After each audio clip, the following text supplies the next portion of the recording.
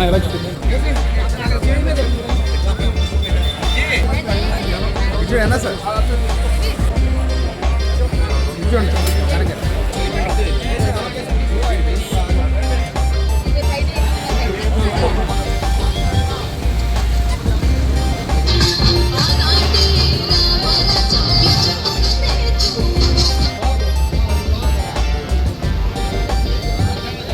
Hello hello మరి ఈరోజున ఆ విద్యా వ్యవస్థలో నారా లోకేష్ వెంటనే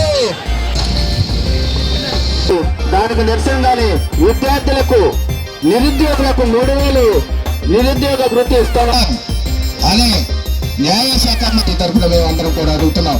నువ్వు ఎందుకు రాజీనామా చేయవు? కూటమి ప్రభుత్వం మోసం చేసిన విధానానికి ఈరోజు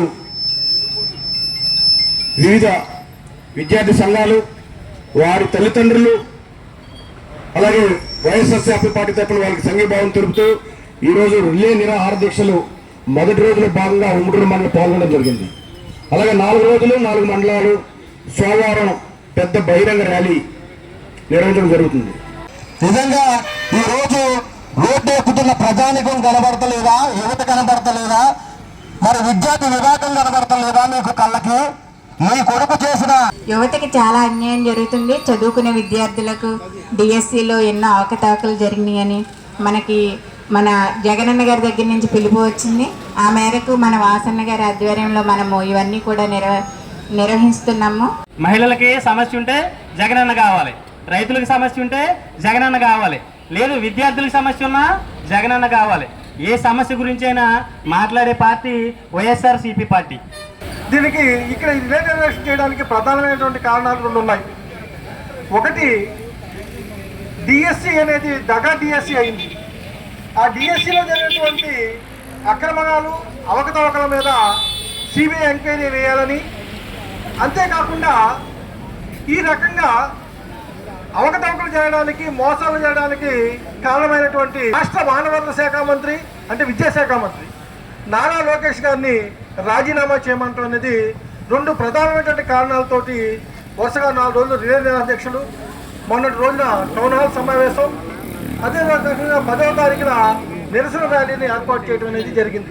డిఎస్సి అక్రమాలపై సిబిఐ ఎంక్వైరీ వెంటనే, డిఎస్సి అక్రమాలపై సిబిఐ ఎంక్వైరీ వెంటనే, ఫీ రీయింబర్స్మెంట్ వెంటనే, ఫీ రీయింబర్స్మెంట్ వెంటనే, డిఎస్సి అక్రమాలపై లోకేష్ రాజీనామా, డిఎస్సి అక్రమాలపై లోకేష్ రాజీనామా, ఫీ రీయింబర్స్మెంట్ వెంటనే, ఫీ రీయింబర్స్మెంట్ వెంటనే. రాష్ట్ర వైఎస్ఆర్ అధ్యక్షులు మాజీ ముఖ్యమంత్రి వర్యులు జగన్మోహన్ రెడ్డి గారి పిలుపు మేరకు ఉంగుటూరు నియోజకవర్గం ఉంగుటూరు మండల కేంద్రంలో రిలే నిరాదేశాలని చెప్పడం జరిగింది. ఏదైతే ఈ డిఎస్సి మీద అక్రమాలు జరిగినాయో వాటిని విచారణ చేయాలి. అలాగే ఆ ఉద్యోగాలకు ఫ్రాక్చర్ పేర్లు కూడా ఉద్యోగాలు ఇచ్చినటువంటి విద్యాశాఖ మంత్రి రాజీనామా చేయాలి, సిబిఐ ఎంక్వైరీ చేయాలని, అలాగే ఏది ఫీజు రీయింబర్స్మెంట్ పథకం ఏదైతే ఇస్తానని హామీ ఇచ్చి ఇప్పటివరకు ₹1 కూడా ఫీజు రీయింబర్స్మెంట్ పథకం చేయకుండా 2.5 సంవత్సరాల కాలం నుంచి గొప్పగడుతున్నటువంటి ఈ ప్రభుత్వం దిగి రావాలని, అలాగే నిరుద్యోగ వృత్తి ఏదైతే మాకు నిరుద్యోగం లేదు, కనీసం నిరుద్యోగ వృత్తి లేదని పడినటువంటి ఆ నిరుద్యోగులకు నిరుద్యోగ వృత్తి ఇచ్చే వరకు కూడా వైఎస్ఆర్ కాంగ్రెస్ పార్టీకి చాలా ఉన్న వైఫల్యాలు. బట్ ఈ 4 మీద మేము ఫోకస్ చేసుకుంటూ ఈ రోజున రిలే నిర్దేశాలు ఇక్కడ చేయడం జరుగుతూ ఉంది. ప్రభుత్వం దిగి రావాలి. ఎందుకంటే ఇవాళ కాక్రోచ్ పార్టీ ఇచ్చినటువంటి ఢిల్లీ ఇచ్చినటువంటి ఆ ఉద్యమానికి మరి కేంద్ర మంత్రివర్యులు నీట్ జరిగినటువంటి అవతారాల మీద ఆయన రాజీనామా చేయడం జరిగింది. ఈలోగా సిబిఐ ఎంక్వైరీ జరుగుతూ ఉంది. సిబిఐ ఎంక్వైరీ జరగాలి. ఎందుకంటే విద్యాశాఖ మంత్రి మేమేదో మెగా డీసీ చేసామని చెప్పి మరి కనీసం ర్యాంక్ వచ్చిన వాళ్ళు ఉద్యోగాలు ఇవ్వకుండా ఫేక్ సర్టిఫికేట్లు పుట్టించి ఉద్యోగాలు ఇచ్చి కోరిన అనుమాయులకి ఎవరైతే ఆ పాదయాత్రలో ఉన్నటువంటి యువకుల పాదయాత్రలో ఉన్నటువంటి వారికి మరి ఈ యొక్క ఉద్యోగాలు ఇచ్చి ఈరోజు మరి ఎంతోమంది నిరుద్యోగులు పుట్టగొట్టినటువంటి ప్రభుత్వం. ఎందుకంటే గతంలో జగన్మోహన్ రెడ్డి గారు 1,35,000 ఉద్యోగాలు ఇచ్చినప్పుడు ఏపీపీఎస్సీ ఐఏఎస్ ఐపీఎస్ ఆఫీసర్కి ఎంత పరిణిత ఉద్యోగం వాళ్ళకి ఉద్యోగ నియామకాలు చేపడతారో అంతకంటే గొప్పగా ఆ 1,35,000 ఉద్యోగాలు జగన్మోహన్ రెడ్డి గారు ఎక్కడ ఒక చిన్న ఇబ్బంది లేకుండా మరి ఆ రోజు గవర్నమెంట్ వచ్చిన తక్కువ కాలంలోనే ఇవ్వడం జరిగింది. సచివాలయ ఉద్యోగాలు అంత గొప్పగా టేకప్ చేశారు ఆ రోజున. ఈ రోజు కేవలం ఇచ్చింది 15,000 ఉద్యోగాలు. 15,000 ఉద్యోగాలకు కూడా ఆ మాత్రం గవర్నమెంట్ టేకప్ చేయలేకపోయింది, అక్రమాలు జరిగినాయి. ఇవన్నీ కూడా దృష్టిలో పెట్టి అంటే రాజీనామా చేయాలి. ఎందుకంటే ఆరోపణలు వచ్చినప్పుడు రాజీనామా చేసి ఆరోపణ నిరూపించుకొని తర్వాత ఎక్కువనైంది. ఆరోపణలు వచ్చినప్పుడు కనీసం దునపై మీద వర్షం పడ్డట్టు ఇక్కడ కదలిక లేదు. కేవలం ఏదైనా ప్రశ్నించారంటే వెంటనే తెల్లారిపోతున్నాయి, మళ్ళీ ఏదో ఒక కేసు పెడతాం, అరెస్ట్ చేయటం, 14 రోజులు రిమాండ్లు వేయటం. చిన్న చిన్న ఇన్సిడెంట్లు, యాక్సిడెంట్లు కూడా రిమాండ్లు వేసిన ఘనత ఈ ప్రభుత్వంలో వచ్చింది. యాక్సిడెంట్లు కూడా మళ్ళీ దాన్ని మర్డర్గా చూపించడం. వాళ్ళు గవర్నమెంట్ స్కూల్స్లో జరిగిన అన్యాయాలు ఎక్కడ కూడా మాట్లాడరు. కనీసం కొన్ని చోట్ల పిల్లలకి విషాహారం హాస్పిటల్లో పడతారు, కొన్ని చోట్ల ఆహారం లేదు, సరైన ఆహారం పెడతలేదు. విద్యార్థులు అర్ధరాత్రి గారు బయట పంపించేస్తున్నారు. ఆ హాస్టల్లో విద్యార్థులు ఏదైనా బాగాలేదని ప్రశ్నిస్తే వెంటనే అర్ధరాత్రి గారు బయటతో జరుగుతూ ఉంది. ఇలాగా ఈ రకంగా పరిపాలన చేయడం తప్ప ఎక్కడా కూడా ప్రజాస్వామ్యంలో ప్రజలు ప్రశ్నించే హక్కు ఉంది, ఎవరి నాయకుడు ప్రశ్నించే సమాధాన బాధ్యత ఉంది, ఏదీ లేకుండా కేవలం మరి ఈ కూటమి ప్రభుత్వం ఒక దురహంకారమైన పరిపాలిస్తోంది. ప్రశ్నించాలన్న అతను ప్రశ్నించట్లేదు. ఎక్కడ అన్యాయం జరిగిన ఎవరైనా ఏళ్ళు చూపించింది ఎవరంటే జగన్మోహన్ రెడ్డి గారిని. ఇవాళ రైతులు వాళ్ళు జరిగిన అన్యాయం గురించి జగన్మోహన్ గుమ్మం దొక్కడం జరుగుతుంది. పార్టీ జగన్మోహన్ కలవడం జరుగుతుంది. పొగాకు రైతులు, ఆక్వా రైతులు, లేకపోతే మామిడికాయ రైతులు, నిమ్మకాయ రైతులు, లేకపోతే టమాటా రైతులు, ఇది కాక విద్యార్థులు, డిఎస్సి నిరుద్యోగులు ఎవరైతే విదేశీలో వాళ్ళకి అవకాశం ఉండి గోల్డ్ మెడల్ సాధించిన వాళ్ళు కూడా ఉద్యోగం రాక జగన్మోహన్ గారు కలిసి గోడు వినియోగించడం జరిగింది. ఫీజు పేమెంట్ పడక విద్యార్థులు జగన్మోహన్ గారి దగ్గరికి వెళ్ళి గోడు వినియోగించడం జరుగుతుంది. తల్లిదండ్రులు వెళ్ళి గోడు వినియోగించడం జరుగుతుంది.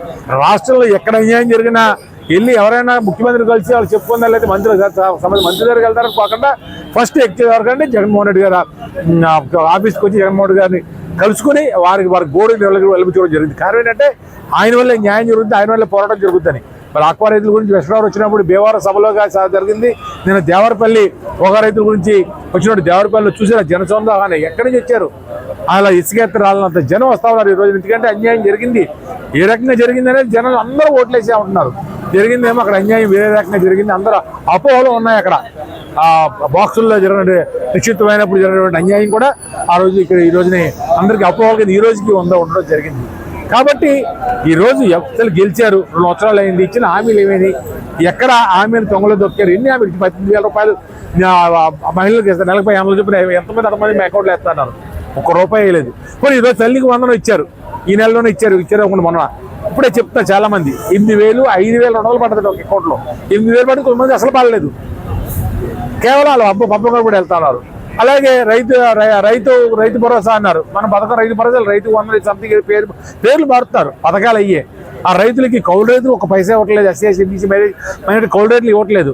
అసలు రైతులు కూడా చాలా తక్కువ అమౌంట్, ఒకసారి 20,000 ఇస్తారని చెప్పి హామీని పక్కనెట్టి అది పక్కన పెట్టారు. యూరియా కోసం నా చిన్నప్పుడు ఇప్పుడు లైన్లో వచ్చిన గుర్తు నాకు, యూరియా దొరక్క, డిఏపి దొరక్క. ఇప్పుడు యూరియా కోసం పాస్బుక్లు ఇచ్చుకుని, పొలం ఆధారిత పుస్తకాలు ఇచ్చుకుని యూరియా బుక్ చేసుకుని వెళ్తే ఎకరానికి 1 బస్తా అంట. ఇప్పుడు 3 బస్తాలు వేయాలి కోటాకి, 1/2 బస్తా అంట. ఎకరానికి కనీసం 2-3 బస్తాలు వేయకపోతే ఈ సీజన్లో వరి పంట రాదు. అలాంటిది యూరియా అయితే క్యాన్సర్ వస్తుందని చెప్తారు. యూరియా అయితే వరి కంటే అది ఆ బియ్యం తింటే క్యాన్సర్ వద్దంట. పొగాకు కాలితే క్యాన్సర్ తెలుసు, కానీ రైతులకి మరి దానికి ఆల్టర్నేట్ ఏముంది? అక్కడ రైతులకి వాళ్ళు ఇచ్చిన బేరలు ఇచ్చిన లైసెన్స్ల మేరకు పొగాకు పండిస్తున్నారు.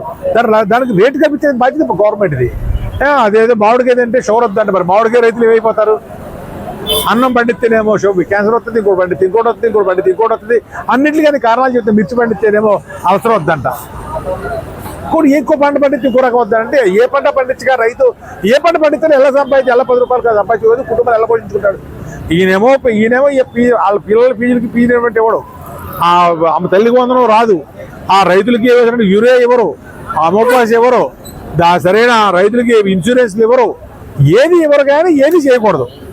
ఈ తీసుకెళ్ళి డబ్బులన్నీ పట్టుకెళ్ళి జనం కలిసి డబ్బులన్నీ పట్టుకెళ్ళి పొద్దున ఒక్క అమరావతిలో లక్షల కోట్లు అప్పు చేసి అమరావతిని తీస్తారు. నేను సంపాదించి నేను చేస్తాను, నేను ఎక్కడ అప్పు చేయనని చెప్పాడు. ఇవాళ 2,50,000 కోట్లు అప్పు చేశాడు. సంపాదన మన పక్కన 2,50,000 కోట్లు అప్పులు చేశాడు. ఇవాళ జగన్మోహన్ రెడ్డి గారు 3 లక్షల కోట్లు, 5 సంవత్సరాల పరిపాలన 2,68,000 కోట్లు అప్పు చేస్తే కేవలం 2 సంవత్సరాల కాలం 3,50,000 కోట్లు అప్పు చేసి కార్పొరేషన్ల ద్వారా అప్పులు, గవర్నమెంట్ గ్యారంటీ అప్పులు, మళ్ళీ ప్రతి మంగళవారం వచ్చేటువంటి బ్యాంక్ అప్పులు, మళ్ళీ శాశ్వత అప్పులు, రకరకాల అప్పులు చేసుకుని ఈరోజు ప్రభుత్వాన్ని ఎదరకు తీసుకెళ్తాం జరుగుతూ ఉంది. ఉద్యోగాల నిరాశ, రైతుల నిరాశ, విద్యార్థుల నిరాశ, డ్వాక్రా మహిళల నిరాశ, అందరూ అన్ని వర్గాల్లోనూ వాళ్ళ నిరాశతో నిస్పృహలతో ఈరోజు ఉండడం జరిగింది. జగన్మోహన్ గారు ఎప్పుడు వస్తారా, ఎప్పుడు గెలిపించుకుంటారు, జగన్ ఎప్పుడు ఎలక్షన్ వస్తుందా, మళ్ళీ మంచి రోజులు ఎప్పుడు వస్తాయని జనం వాళ్ళ మంచి ఆలోచనతో ఉన్నారు. తప్పకుండా ఈ రోజు జరిగేటువంటి ఈ కార్యక్రమం ఇక్కడతో ఆగేది కాదు. 4 రోజుల పాటు 4 మండలాల నుంచి కూడా భారీగా జనం ఈ రిలే రేస్కి కూర్చుంటాం. తర్వాత 5వ రోజున పెద్ద ఎత్తున మేము ర్యాలీ కూడా చేపడతాం పోతుంది. ఒకవేళ దీనికి దిగి రాకపోతే తర్వాత జగన్మోహన్ రెడ్డి గారు ఏ కార్యక్రమం చేపట్టినా దానికి చేయడానికి ఉండే రోజుల గురించి మేము రెడీగా ఉన్నామని తెలియజేసుకుంటూ ఈ రోజు వచ్చినటువంటి కార్యకర్తలకు, నాయకులకు, అభిమానులందరూ కూడా లేని అధ్యక్షుడు విద్యార్థులు వారి తల్లిదండ్రులందరూ కూడా హృదయపూర్వక నమస్కారాలు, ధన్యవాదాలు తెలుసుకుంటూ జై జగన్.